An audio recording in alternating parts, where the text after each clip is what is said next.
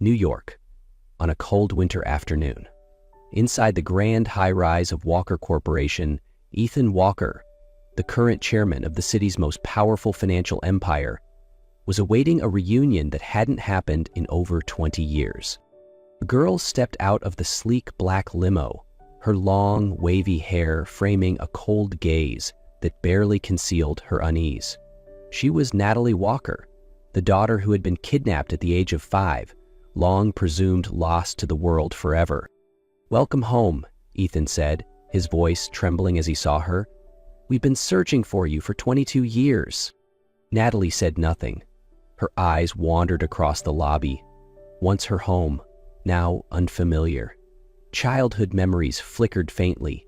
Snowy nights by the window, her mother's laughter, her father's embrace, and then darkness. "I grew up in a small town where no one knew who I was. Now that I'm stepping into the world of the Walkers again, I don't know if there's still a place for me."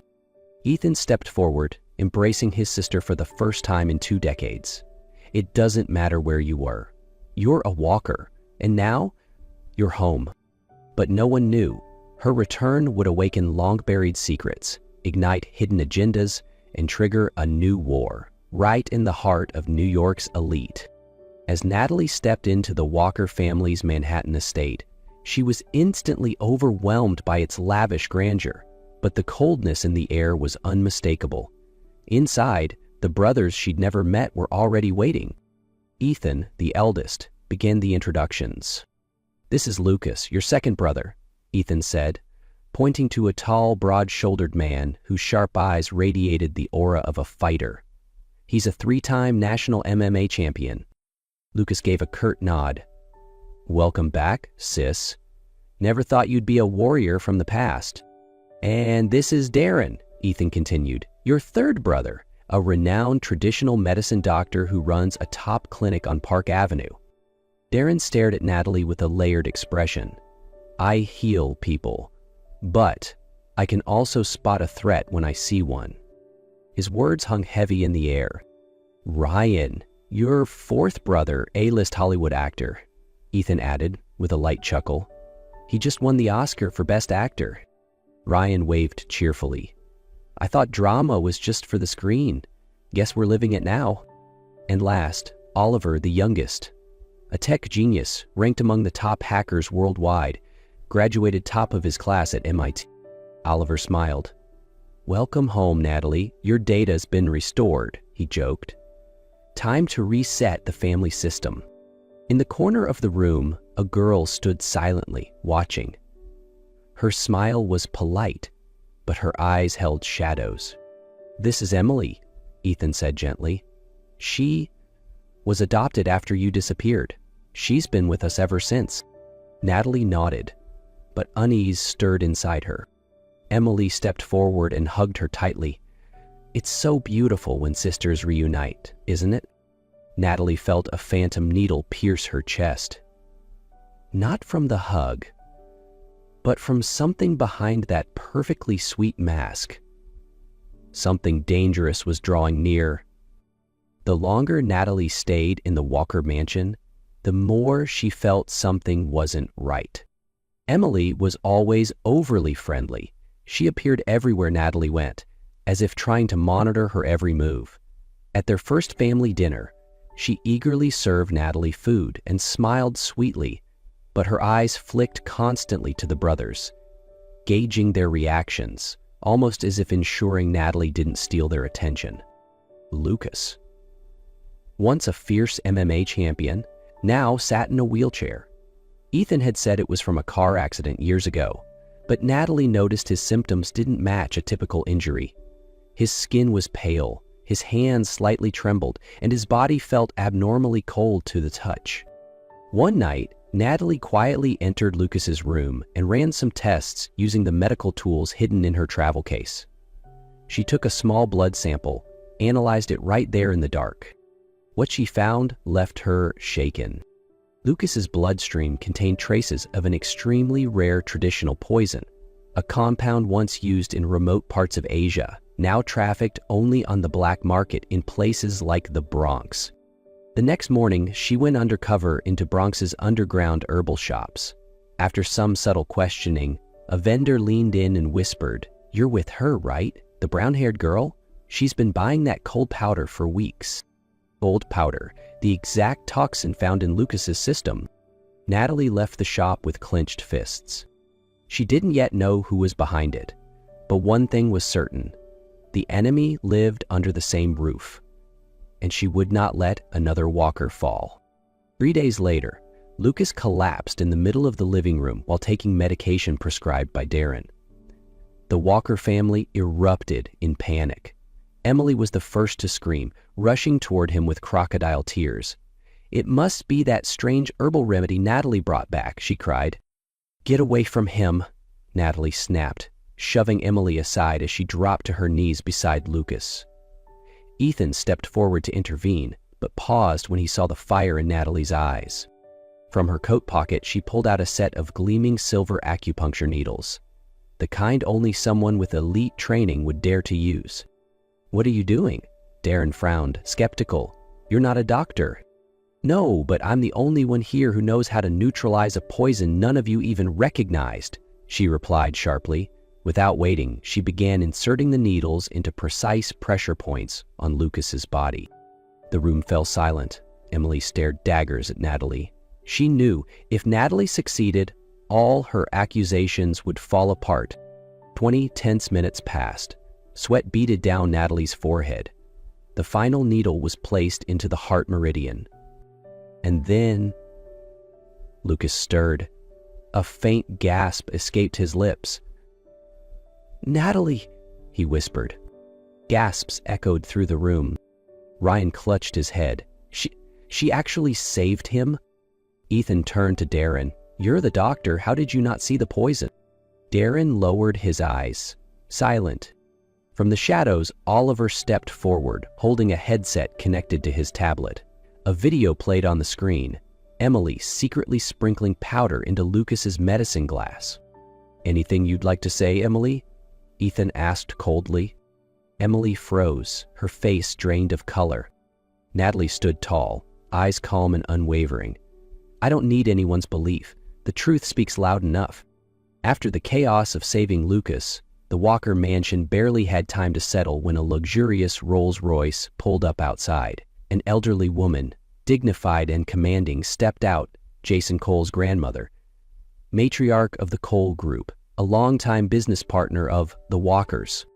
She held out an aged yellowed document, a betrothal contract between Natalie Walker and Jason Cole, signed when Natalie was just 3 years old. "This was your parents' wish before they passed. Now that Natalie has returned, the engagement must be honored." Everyone fell silent.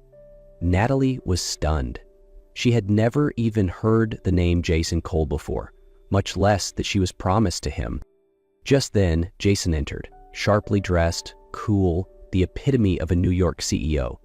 He looked at Natalie, surprise flashing in his eyes. "It's you?" he muttered. They had met before. Natalie froze. You're the man I saved that night in Brooklyn?" Jason nodded. "I've been trying to find you. I never imagined you were my childhood fiancé." Suddenly, Emily interjected, voice overly sweet. "If Jason doesn't want to marry someone like her, I'd be happy to take her place." Jason turned to her, his tone icy. "I don't like fakes." Emily's face went pale. Before Natalie could speak, Ethan stepped in. "An old agreement doesn't dictate her future. We won't force our sister into anything." Jason nodded. "I don't believe in destiny either. But I do believe in what I felt. And she saved my life."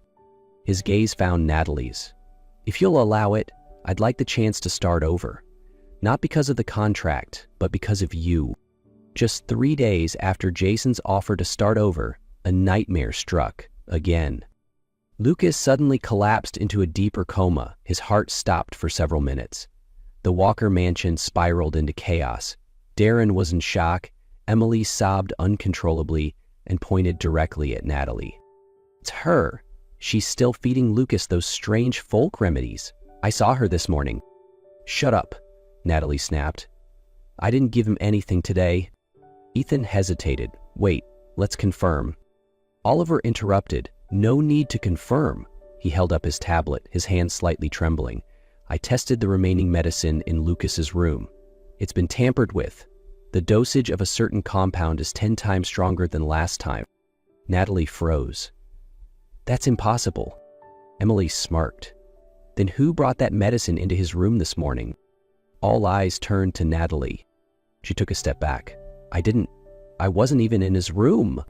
Emily pressed on, voice calm but sharp. Then who else could have delivered the medicine? Who else had access? No one answered. No one defended her. Even Ethan looked uncertain. Natalie turned away, blinking back the sting in her eyes. And then a weak voice echoed down the stairs. That's enough. Lucas. Everyone turned, stunned to see him standing, frail but conscious. The one who hurt me wasn't Natalie. Silence. Lucas locked eyes with Emily. It was you. You came into my room this morning. I couldn't move, but I heard your footsteps. You said, "Good luck surviving this time," and walked away. Emily turned pale. You have no proof. I do. All heads turned to Oliver. He stepped forward, holding his tablet, calm but furious. Emily thought she deleted the security footage from Lucas's room. He said coldly.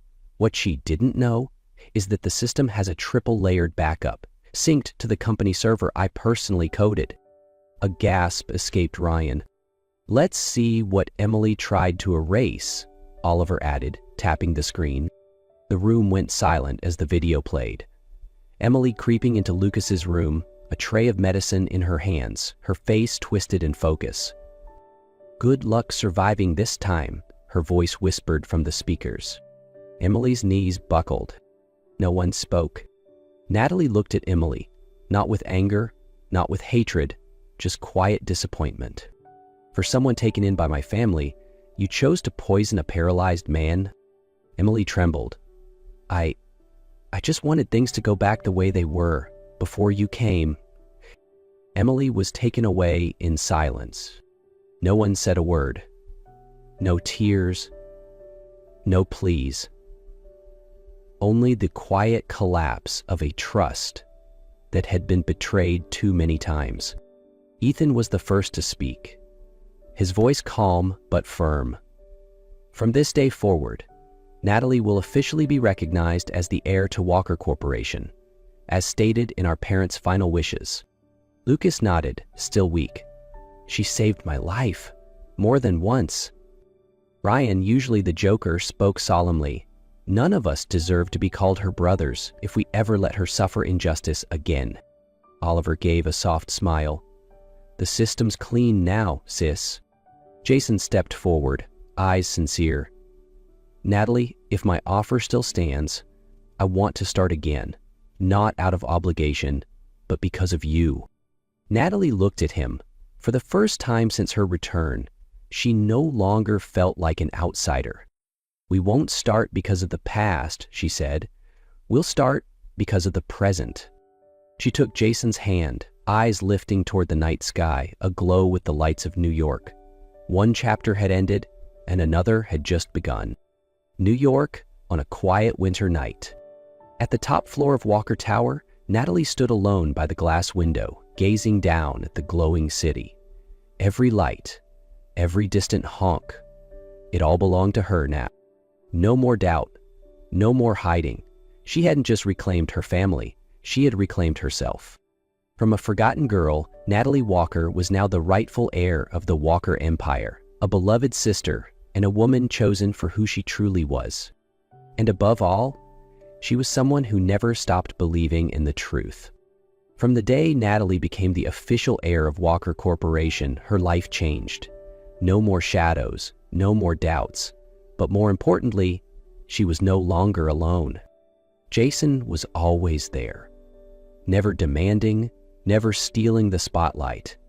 He was the quiet anchor by her side, the man willing to take a step back so she could move forward. Their love wasn't built on grand declarations. It grew through the little things, A morning coffee, a hand held in a crowded street, a warm glance at the end of a long day. One spring morning, Jason asked her to take the day off. "There's something I want to show you," he said. They drove out of New York, heading toward the coast. Natalie was surprised to see Jason had prepared everything: a picnic basket, a soft blanket, even a jar of wildflowers, her favorite. "Is there a special occasion?" she asked. Jason simply smiled. Just a beautiful day. They had lunch by the sea, listening to the waves and feeling the breeze dance through their hair. Natalie had never seen Jason smile so much. She had never smiled so softly herself. As the sun began to dip, Jason suddenly stood, walked over, and knelt before her. Natalie froze. Her heart raced. He opened a small box. Inside was a simple, elegant ring, exactly her style. "You once said we should start again for the present," he said softly. "Well, here's mine. The rest of my life with you in it. Will you marry me?" Natalie choked up, tears rolled down as she smiled. "Yes," she whispered. "Yes, I will." 2 years later, the penthouse on the 78th floor of Walker Tower wasn't so quiet anymore. Laughter echoed in every corner. Natalie cradled a baby girl with soft brown hair like morning mist, Isla, the purest symbol of her love with Jason. Jason kissed their daughter's forehead, then wrapped his arms around Natalie. "I thought you were the greatest miracle in my life," he said. "But Isla, she proved there's even more magic." Natalie smiled, resting her head on his shoulder. Beyond the glass, the city still shone just as it did the day she came home. But now, it no longer felt distant. It was home not because of the city's lights, but because it held the people she loved and the family she never thought she'd have again. If this story touched your heart even just a little, don't forget to support us. Like, share, and hit that subscribe button to follow more unforgettable love stories, only on Noah's Stories. Got thoughts or feelings? Drop them in the comments. We'd love to hear your voice. Because here at Noah's Stories, every story has a soul. And maybe the next one will feel like it was written just for you.